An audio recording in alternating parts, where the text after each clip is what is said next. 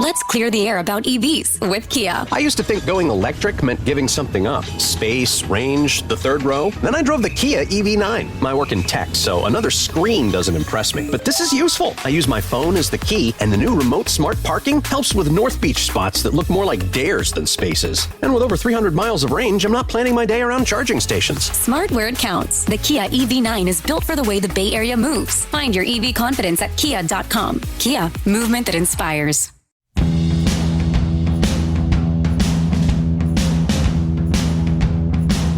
So welcome back, everybody. This week we have a special episode. Well, I think all of our episodes are special, but this week we're talking about the Tate brothers. They were just arrested in South Florida, here in Miami, and this is a really timely and topical episode for us to bring forward because there are elements of this case that have to do with South Florida right now, which is the extradition process. And we'll talk about that and kind of teach our listeners a little bit about the extradition process. But also, we cover a lot of true crime, and this is a very popular story. And we kind of want to explain why, because the truth is a lot of people are hearing about these brothers being arrested, but they may not know who they are, why it's a big deal, and really what's going on, because the truth is the United States is not the one that's prosecuting them right now. Yeah. They're being prosecuted in Romania and in the UK. But Andrew and Tristan Tate, you are this week's subject on Come Back with a Warrant. And let's rock and roll. The Tate brothers. The Tate brothers.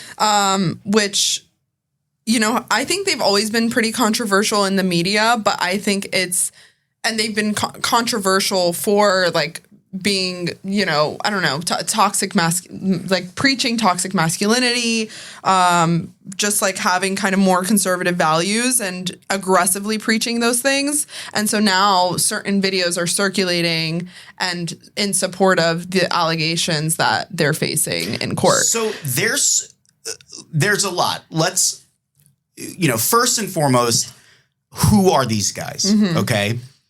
Andrew and Tristan Tate are two brothers that have dual citizenship with the United States and the United Kingdom.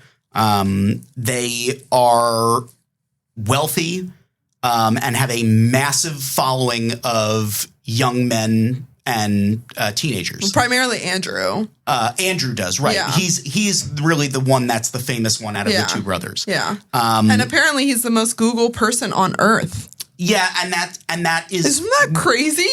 And that is something that you have to keep in the back of your mind as we talk about this, because the reason that this is such a big deal is there is a huge overarching political factor to this. And it's not a political factor in the way that you might think. Yes. It's a global political factor. Yeah. There are concerns, and this is like your conspiracy theory element, that these brothers... really mostly Andrew, have a certain sway over a large voting population of men. They have tens of millions of followers across the world on all different social media platforms, okay? Their views are controversial. They are, you know, it's not excessive to say that they are very demeaning against women, whether they've committed the crimes they're accused of or not. Their behavior is very demeaning against women. That's just the way that it is. You said conservative values. I think they take conservative values and take it to a whole nother level. Yeah. And they, you know, promote this traditional lifestyle where men and women have set gender roles, and that's the way it is. And that's part of what they do. And they have found a very large group of men and young men that their message resonates with. Well, I was thinking about this because prior to this episode, we were talking about like who their target client is, or who their target, not client, person that they would be preaching to. And because they try to catch them at such a young age, it's like while they're still developing and like forming these thoughts of and you know, you're still kind of like when you're in high school and college, you're still like kind of social experimenting, you know? And so when you're hearing certain values or certain things that you should be doing to make you a man or to make you a strong man, to not be manipulated by women or not be subjected to certain manipulations, I guess people would say that that's something that is important, I guess, to hear at that age, because that's when you're really developing kind of like those values. Like, you really don't have those things figured out until like you reach adulthood and you're like, oh, it's because of my experiences that I am the way I am. But when you are still experiencing and you're hearing such aggressive views and you start to implement them, and you like they're role models to a large group of men, and it's very dangerous with what their views that they spew are. Yeah. It's look, I don't think this is we can dance around this as much as you want. Yeah. They're targeting young men that feel like they are not doing well with the opposite sex or with their dating life or whatever, and women are the reason to blame. The new age version of a woman is to blame for that. And that's where they're getting a voice that they can say, yeah, it's not me. I'm not the problem. It's the woman that's the problem. It's that's the problem. Yeah. It's, and that's what they're preying on. But those young men turn into voters. And the concern is, if they have a large enough audience, they could get behind a certain political movement and sway an election. And that is what the concern is. And that's where the conspiracy is, that these men have to be shut down and silenced because they could persuade elections in the future. And that's where the conspiracy element is. But these guys have made a lot of money, and they made their money in adult webcam industry.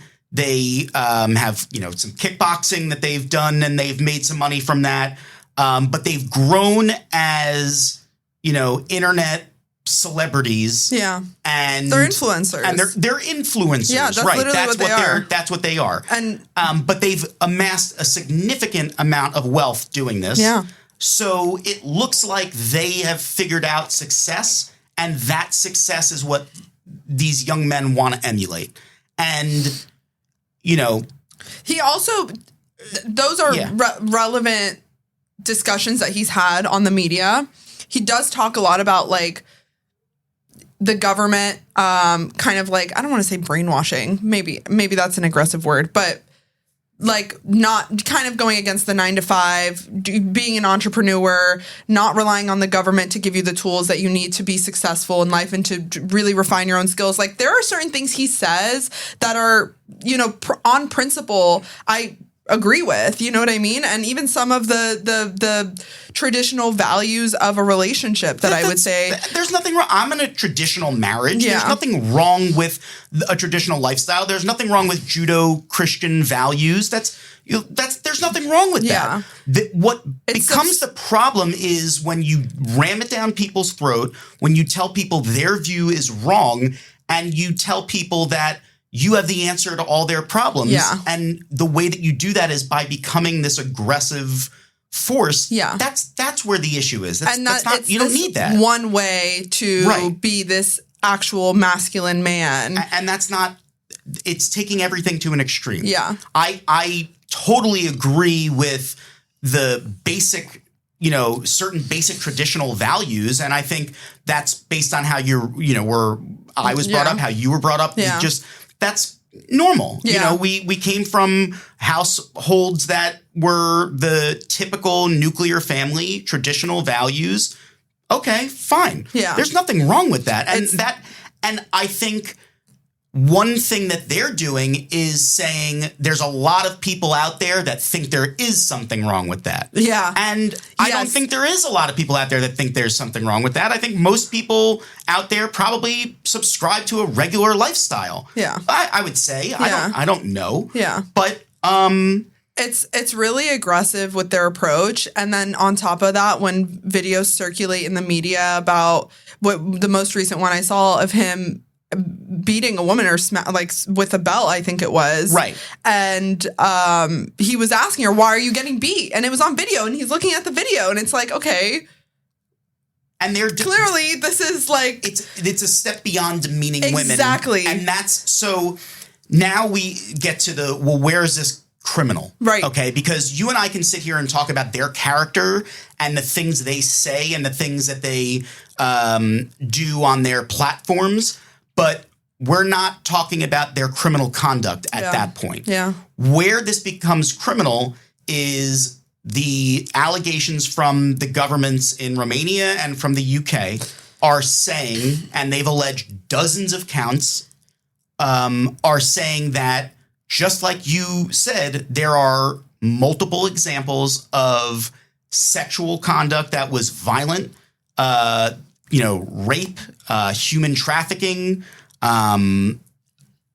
different types of sexual abuse. There's some different money types of charges statutes. too, some fraudulent charges. There's a lot of different types of charges, but and things that we've kind of talked about on a lot of different episodes with a lot of different people, whether it was Epstein, Weinstein, powerful people, the Alexander brothers. Like, we've talked about people that get in trouble for these things, and even when we talk about Diddy, one of the things that was really big about Diddy was when video came out. Yeah. And video has now come out of Andrew Tate being physically aggressive and violent with a woman, demeaning her on video. Now, his lawyers are saying that was consensual. And the way that they sexually interact, he interacts with his partners, and that it was a consensual video, and that's obviously what their defense is going to be.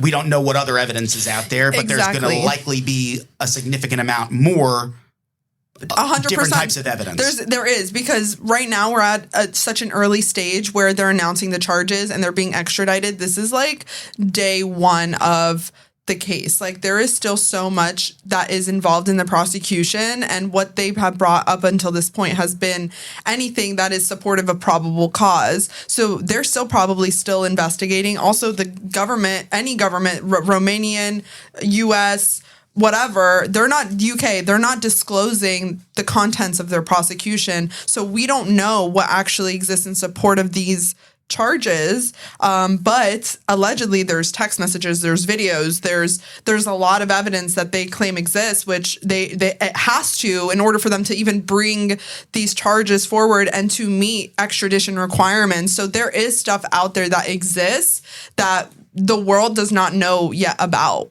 Right.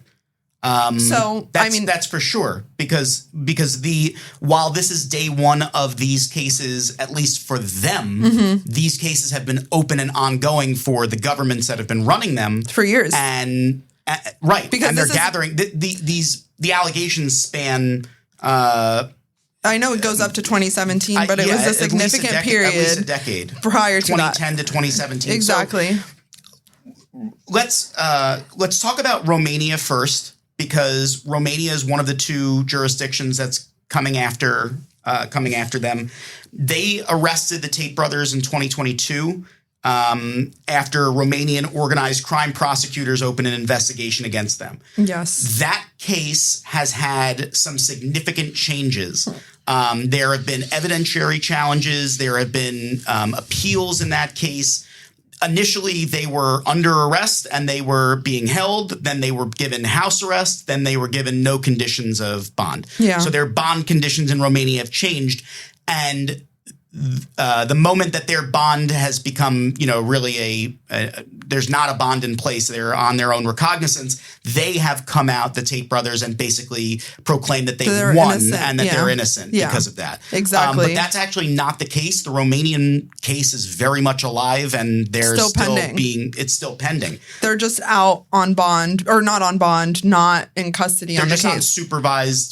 unsupervised release, basically. But they don't have to be home or confined. These were charges that were similar in nature to the current charges: rape, human trafficking, and some fraudulent charges. So there are, I'm sure, some overlap between the Romanian and the UK charges. Yeah, and I think with their businesses being global, any of the business charges, you're gonna see that, because they have webcam businesses that are global businesses. Yes. They had an online college type of business, that's a global business. So the crimes are going to span multiple countries at a time, but that also provides more evidence for prosecutors, and it helps them prove certain elements if they're going to do things like human trafficking and try to show somebody was transported between different places, getting it across state lines. And I would say yes if those countries are willing to cooperate in producing evidence, because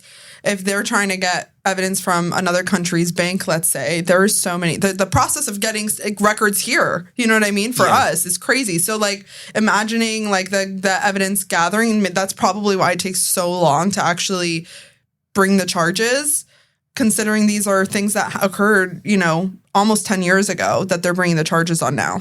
Yeah.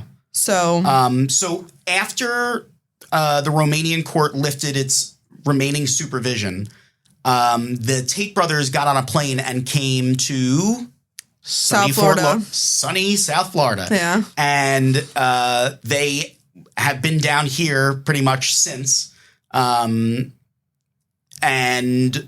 while they were here, there was another investigation cooking in the UK. This investigation covers conduct from 2010 to 2017, and it includes rape, actual bodily harm, human trafficking, and controlling prostitution across multiple complaints.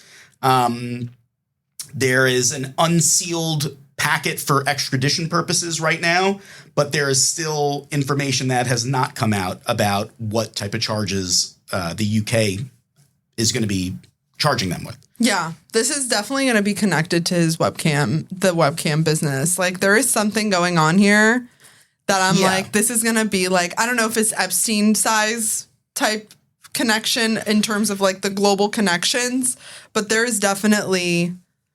Well, the prosecutors are going to have to allege that they used the webcam business to recruit women that would become their victims. So what they're going to say, and I think they'll be able to do this. And there's movies out there where you see the very cliche human trafficking setup where it's women are taken and made and forced to do webcam in like a warehouse somewhere, and there's like 100 of them in these little things, and they're all being forced against their will to perform on camera somewhere in Europe, and then these things get blasted all over the internet, and that's kind of what the allegations, it looks like, are going to be here, is that they used their online presence and their webcam business to recruit their victims. And that's how they got their victims. True. And there's also, I do think that's the case. And there's also allegations of possession of child pornography. So I am wondering, were these individuals underage? Minors? Well, yeah. I imagine some of them potentially were. So some of the people that were filming webcams that they were, and then they are responsible for hosting and putting the publication of those webcams out there on the internet. So if there is underage performers or people that are being recorded, that's going to be the illegal content. That's it. Exactly. So this is all stuff that we like don't have, again, this information yet, because it's like we're kind of speculating on what the evidence is based off of what the charges are and what has come out. Right, exactly. But there is still so much more that is going to come out. And I just think it's just a matter of time, especially after the extradition process, which I know we're going to talk about in a minute. But that this case came to light because they got arrested in South Florida. Correct. And we know that's why we know about this. And these what we're talking about, these are the criminal allegations. These are the criminal cases. But there are also civil cases, like there usually are in these scenarios. We see that with all of the other cases where there's, large groups of victims, Epstein's cases, Weinstein, and when it's a Alexander brothers, powerful person, you see the civil suits come out also. So it's lawsuits at that point to get damages for the victims of these, crimes. So there are 4 lawsuits. 4 lawsuits that we know about. British women suing the Tate brothers in the UK. There's also a lawsuit. The Tate brothers are suing an accuser in South Florida in Palm Beach County. And that case is set to go to trial within 6 months. That's super interesting. So that's a whole other issue that's been going on. That case is going forward. It doesn't sound like that case is resolving at any point soon. So, there's just that other tie-in to local I did think story. This was interesting because the Tate brothers case in the UK, the civil one, is potentially creating precedent in the UK based on the way it's being brought because, and I'm talking about the 4 British women that are suing the Tate brothers, because it's the first UK civil case testing whether coercive control can amount to intentional infliction of harm. And so this is, if the court agrees, that would create new law in UK for to bring a lawsuit for intentional infliction of harm when you're being coerced, when the other side is saying that you were consenting. Mm-hmm. And so the argument is that you cannot consent if you were being coerced. Right. And so that is the argument that the plaintiffs are making in that case. And so if they're successful, that'll create new precedent, which is really interesting because how often does that happen, Right. And the coercion element is going to be that these women were threatened by, with violence and force to either do something on the cameras or do something off camera with these guys. That's what these allegations are gonna be. And that there's, once again, you're going to have large groups of women that are going to be making these allegations. I will say there are some few people that confirmed that they were not raped, their names were thrown around and they confirmed that they were not. Yeah, on the media. And so that's, another side to the coin. May not be true. Right. They are allegations at this point. Yeah. You and I are not sitting here saying this is what happened. We're saying this is what the allegations are going to be, how they're going to be laid out. The truth is we don't know whether or not this happened. And what we do know for sure is these guys have money. This could be a money grab. Yeah. It could be a way for people to get money and to try to silence these guys, because if you don't agree with their views and their political leanings and their political persuasion, you want them to be quiet. Yeah. So there is incentive out there for them to not continue talking to the masses. And there's a lot of talk about how the U.S. government does not really want to get involved in terms of the extradition process, because this is with the U.S. government. It's not obviously a state issue. It's a federal issue. It's correct. A federal issue because the U.S. and the U.K. have a treaty regarding extradition, and that, not just those two countries, it's countries all over that would have extradition treaties. And so this is how they ultimately got arrested in South Florida as a result of charges that came out of the U.K. is that they have this treaty that exists, and under this treaty, if you meet certain requirements, you can pick up someone on a warrant outside of the country. And so that's what happened. And now they're challenging extradition because you can always waive it, right? And say, I will be extradited and you can send me over there to face, the prosecution. And they are challenging it on, I don't know what grounds. Do you? Well, they are. Yes, there is going to be a challenge. From what I heard, and this is from their lawyer speaking this morning, on a different podcast, they are going to be challenging a few things. One, they're going to be challenging, they're going to raise the fact that, and these are not necessarily winning arguments, but they're going to be raising the fact that they are citizens of the United States. They're going to raise the fact that these, there's been allegations that have been brought all over and they've been defeated all over. They'll bring up the fact that there's a pending action, in the United States that has to be addressed. That's kind of what they're going to do.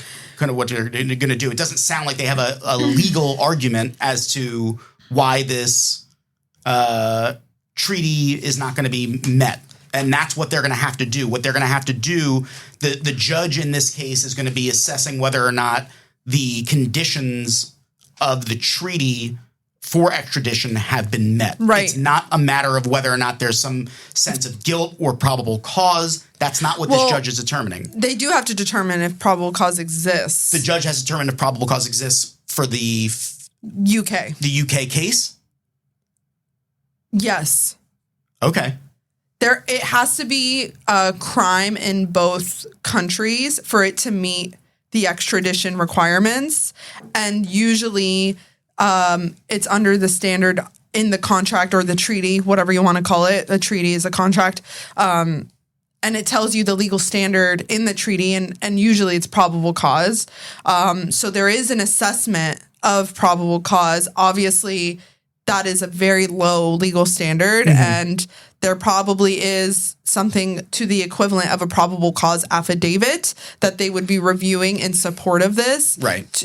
Along with whatever extradition documents exist.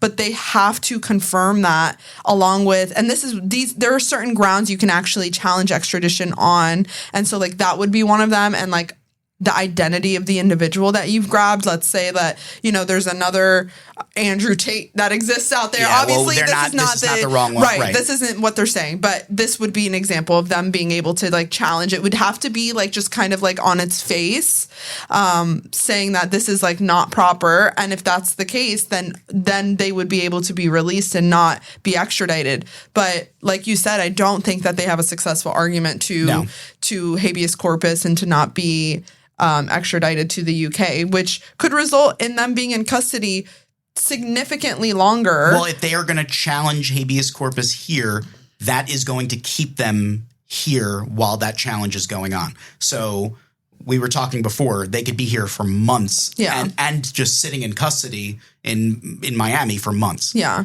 And the thing is, like, if you were to waive it, they only have 60 days to extradite you. Yeah. And otherwise they would come and get them. Right. They absolutely would. They absolutely would. Case, yeah. They actually, I mean, you know what's crazy actually? This is a side note on extradition. I was in first appearance yesterday handling a case for my client, but before they handled the cases in Palm Beach County, they brought all the extradition people up. One guy out of Georgia had a Georgia warrant for, guess what? For that they are extraditing on. I couldn't believe it. I was like, this is so wrong. Was it a driving case? Possession of marijuana. A simple possession of marijuana. Misdemeanor possession of marijuana. And they're they are extraditing? Do you know how many resources? It's so expensive. It's so much more expensive I was like, to do that than to just prosecute the case. There must be more than meets the eye. That I heard what I heard. There were other people that were being extradited on like sex charges and like serious stuff. Like, okay, fine. I was like, was he on like probation or something? No. Or none of that was announced. Literally a simple. I was like, what are we doing? But That's crazy. Is not Florida. That would have been Georgia. That's Georgia. Yeah, and Florida's just doing its job. But I'm like, what is going on? That was just a side extradition note. But anyways, you said Florida's doing its job. Turning back to this case, it's interesting that these guys were on their way to a boxing match. Yeah. And they are in Florida and they get nabbed by the U.S. Marshals. U.S. Marshals are federal, but when things happen in Florida, the Florida officials know that they're going to happen in Florida. And there's definitely communication. Lawyer for the Tates seems to think that the Tates' bad relationship with the Florida governor and some of the major players in Florida is why this happened the way that it did, or it happened in Florida. I don't think this was. Look, I think if you're like, they're not conspiring. I don't think there's this grand conspiracy. Like, I think there is to extradite them or to get them captured. I don't think not necessarily grand conspiracy, but if like. I wouldn't be surprised if DeSantis was notified prior to the warrant being executed. Sure. Yeah. But like, I don't think it was like, oh yeah, let's make it a big spectacle. Like, I don't think let's put extra resources into it. Like, I don't think there was any reason. Don't need to do that. There was no. Because the media will do its thing. Correct. Correct. And of course, and as the media does its thing, they asked the White House about it, and the White House said specifically they're not getting involved. They don't want anything to do with this, and that's it. Got enough shit to deal with. Well, yeah, that, and also there's always like Well, they don't want to be connected to the this. media's way of Correct. connecting things. The media connects because there is a conservative leaning to the Tates. They will connect this. The media will try to connect this to the current administration and make this a more political issue. There is a political element to this whole story. It's that these guys have such a large audience that they could potentially have sway in a political situation. But the story is not that they have sway in the current administration. That's just not what the story is here. True. Until maybe further evidence comes out. You're like, I doubt that. I doubt that.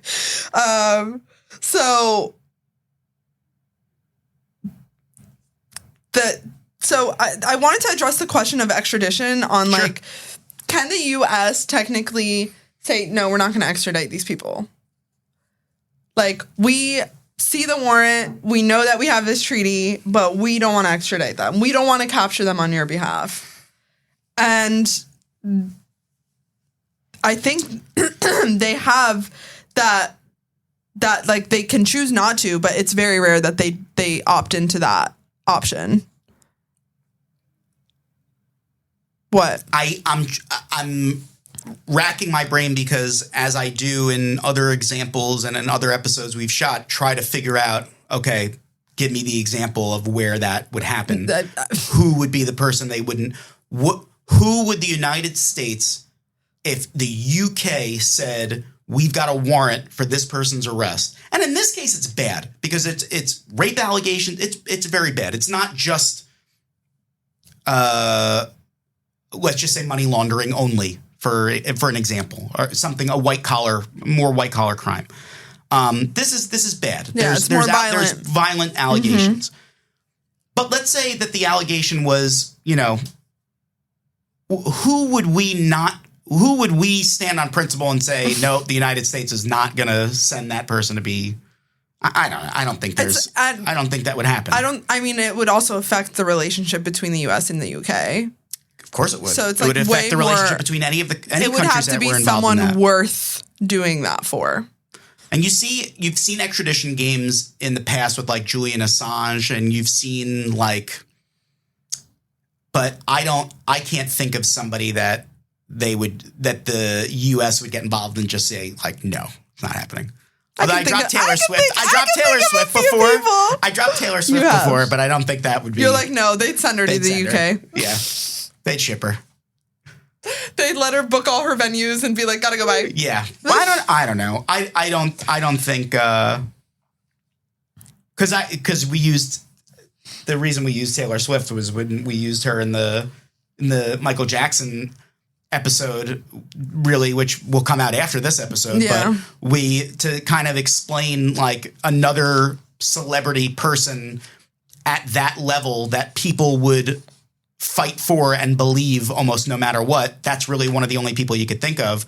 I still think in a situation where there's an extradition warrant, they're probably not going to. Yeah. Opt out of doing that. Maybe a high political figure. 100%. Maybe we wouldn't send a high political figure somewhere. I don't know. Well, I shouldn't say 100%, but likely. We don't know. True. Because things could change. You don't know. It's all about who's in power at any given time. So you don't know. But the bottom line is we have these agreements in place with these countries because we are saying if you really believe or if we really believe that this person has committed some egregious offense, they need to stand and be held accountable for their actions by our country, by our government, or by your government. And we agree that, yes, that's the right thing to do. So either ship them or we'll get them and deal with it in federal court, which is what they're doing. Right. Exactly. Prosecutors are also alleging that the brothers threatened victims and intimidated witnesses during the investigation. And that is something that they're alleging they did with 11 of them specifically. And that's how, obviously the media is swayed, but the media is swayed already because of how controversial they are in the media. And so any sort of video that was circulated with Andrew Tate speaking, as well as like anything they can get the media to support anything that's going on in terms of the allegations. It's being produced and people are just like copying and pasting and like making up their own shit online and just like, you know, going, obviously, because everybody has their own opinion and some people like either love him or hate him. It's like two extremes. Yeah, I think people are, anybody that knows about the story has a very strong opinion about it. Exactly. If you don't know about it, maybe you don't care. But if you know about it, you either hate these guys or you love these guys and they're being, you know, wrongfully targeted. It's a witch hunt. Yeah. And that's what their lawyer, who was speaking this morning on another podcast, which is interesting that he's doing that actively. He was pretty careful about what he said, but what he said was, in the event that the challenges for extradition fail, the next thing that they can do, the only other move that they can make, is to go to the State Department and ask the State Department not to do it. They're not going to do that. And that's not going to happen. Yeah. Marco Rubio is not going to say, yes, let's keep the Tate brothers. Like, that's not going to happen. No way. Unless they have their own prosecution going and they're like, actually, we'll keep them here. If we had our own prosecution going, that would maybe be a different story. Exactly. But it could be brewing and we have no idea. Yeah, you're right. It could come out any day now. Like, they could, while they have him here and they, you know. Well, and then the FBI's like, oh, it's ours. Yeah, exactly. We've got 100 count indictment. Exactly. We're keeping them. And then I think the Secretary of State would be like, and that's it then. Yeah. They're not getting extradited. They will stand trial here. But they will stand trial here, and then they will be sentenced here forever. Yeah. And that'll be the end of it. Yeah. Which, I mean, I don't think I don't know. I don't think it's a lot of resources. It's a lot of resources. The bulk of their allegations are over there. Yes, and or when I say over there, are in Europe. Yes, and they also have a very I don't want to say very defensible case because I don't know the facts of the case, but like their defense so far is a legitimate defense. It's not like a bullshit, like it's like the prosecution is really going to have to prove that these people were not coerced. Well, yeah. Yeah, you're saying their consensual argument it flies? Yes. Yeah. Well, absolutely. Yeah. Well, okay, if we start with just depending one on what accuser, the evidence is, one video, and we start with just that, and their excuses, yes, it was consensual and they just enjoy, rough sex and that's what they do. Okay, that's you got your defense built in for that. But the allegations are going to be more than one person. And, you've got 4 women coming after them civilly. I don't know how many alleged victims there are going to be in the other cases, but it's going to be significant because otherwise they wouldn't be bringing these cases like this if it wasn't significant.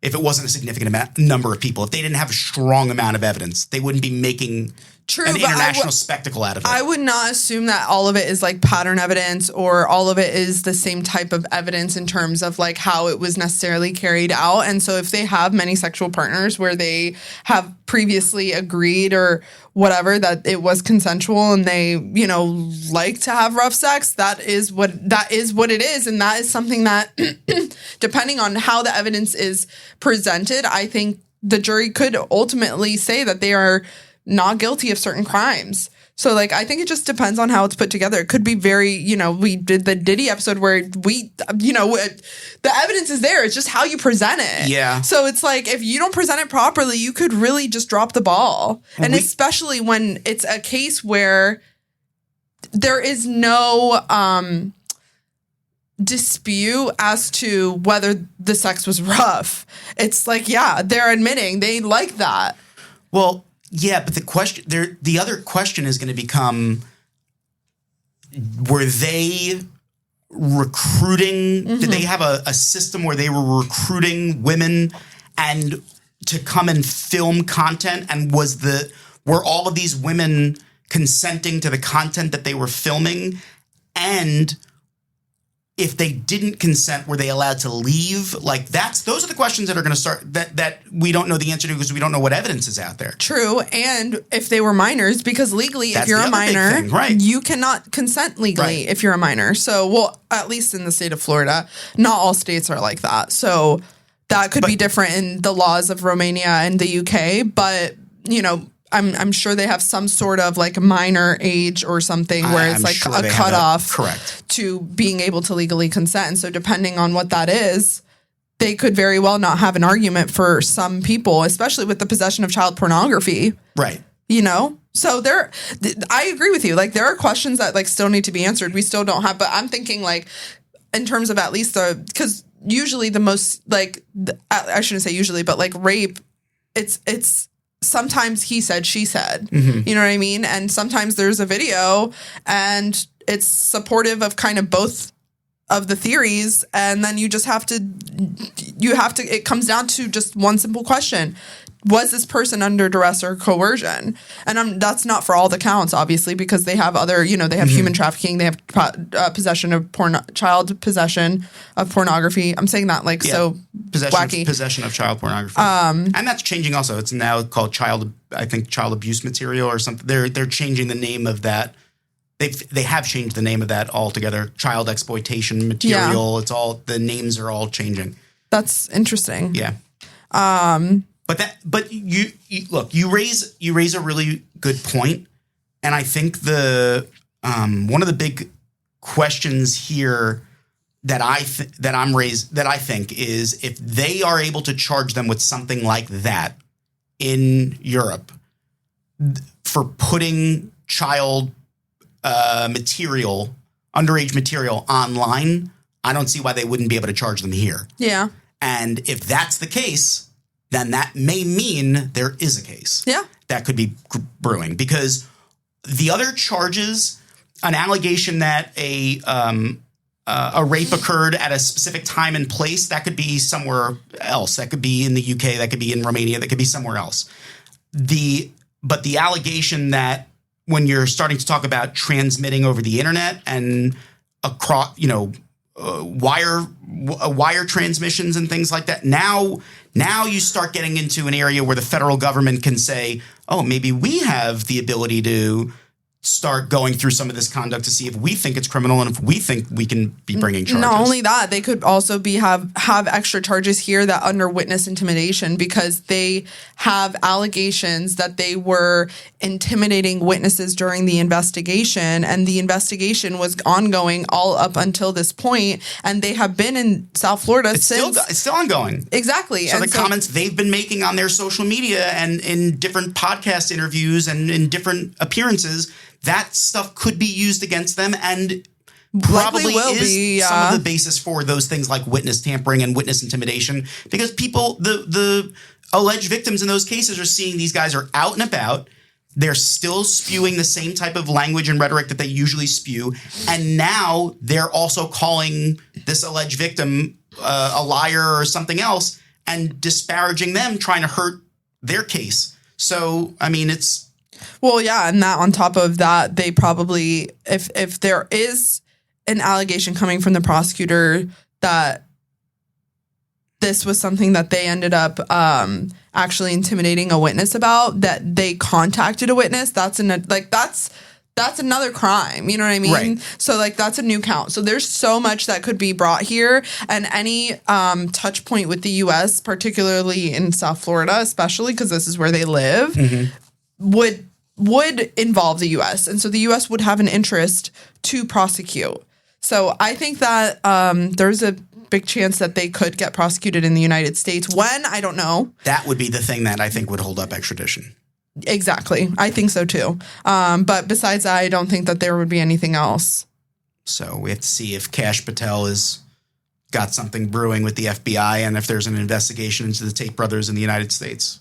Something we don't know. So they actually have a bond hearing on Monday, or they're trying to get a bond hearing on Monday, July 27th, because we're recording this on July 24th, if you wanted to know. Yeah. So by the time this airs, obviously the bail hearing would have passed, but you don't get a bond hearing in extradition cases in Like, that's not a thing. Correct. You know what I mean? It's like, it's the process is what we explained what it is. You don't get like, hey, judge, while I'm waiting to be extradited, please let me out and about and let me live my life. Like, get the fuck out of here. No. Judges don't like, even if it's even if the jurisdictions were closer, judges don't like doing that to other judges' warrants. And there's just no precedent to do that anyways. There's no legal mechanism. Right. It's not a thing. Well, we wish it was. I don't think that's going to happen. I don't think these guys would get a bond if they were able to get a bond hearing, because I think their flight risk level is massive. They could get on a private jet and be anywhere. So I don't think, I think they definitely still pose a threat to any alleged victim. I mean, they don't meet the criteria for bond. Yeah. So I guess in terms of like where we're at now, the Romanian case, they need to refile an indictment because the indictment was annulled. Right. And that's when they were like, victory is ours. Right. But that's still, it's still going on. Yeah. It was annulled for like reasons of the way like the prosecutors charged it and like the issues with the charging document. It was not it was not with prejudice. It wasn't like a dismissal with prejudice where it's like you cannot bring these charges again. It's like we're dismissing it because of the like issues on its face, but the government can very well they were not tried. Exactly. Right. There's no double jeopardy that attaches here. And so like they would have the opportunity to bring the indictment again, and that's what they're probably going to do. Right. Because they're still in the investigation stage, and maybe they might want to even see what's happening with the UK case and how this plays out. Yeah. Yeah. I mean, the bottom line is, in terms of the UK, their criminal cases are ramping up and they're ready to go. They're waiting just to get them back into their custody so that they can proceed. Our state government, Florida, is not really doing anything in terms of charging them criminally. I think there was an investigation done by Florida, by the statewide office. And trust me, if statewide thought they had something, they would go after them because they're aggressive. Or they referred it to the FBI, or and they were referred like, it to the FBI. That's true too. That could very well. I think they. I think if they would probably want, I think the want AG some attention if. I don't know. I think if they find that it's above their pay grade, they will. They would ship it to the FBI. 100%. So that's technically possible, but at least Florida itself, the state, is not going after them. Yeah. Yeah. I mean, the only thing that they have not been convicted of anything. They are only accused at this point. They've had none of the criminal cases that were brought against them have been substantiated to this point. No. But their legal troubles are certainly not over. They're just beginning. Yeah. I mean, they have their own even lawsuit in Palm Beach County, like you said. Well, the defamation lawsuit in Palm Beach County but they're bringing that one. Yeah. And I don't think also, as I wanted to mention, I don't think a federal government is going to give a shit about their defamation case in Palm Beach County to keep them here. No, I don't think because I think you mentioned that was one of the reasons. Because when the lawyer was talking about the things, he was throwing spaghetti at the wall. Because that's the truth. He is going to argue whatever he can argue. They don't have arguments, so he's going to just do whatever he can try to argue. That's what we do. Yeah. I mean, it's not. That is our job. They're not my arguments. No, I know. That's why I was saying. I meant to mention that at the time. But yeah, I mean, that's. And there is also an adverse ruling against them in a UK court ordering them to pay $2.5 million in a tax case. So that's really not related to anything. In a tax case? Yeah. A civil tax case, I believe. Shocking that they have tax issues. Well, the chief magistrate called it a setup, a straightforward cheat of the revenue dressed up as a complex financial matrix. So I'm sure the evidence in these fraudulent charges is like a shit ton of documents. Knows? It could be related to their university. It could be related to their webcams. Who knows what we don't know what. It's so early. There's no public record request that we can file to get, the UK to unlock their but stuff. as the case goes on, we'll follow it, and things will absolutely come out. And we will follow it, and we will bring you updates as they come, because Hell yeah. this is something that a lot of people care about, and so do we. Yeah, and that's just what we do. And that is what we do.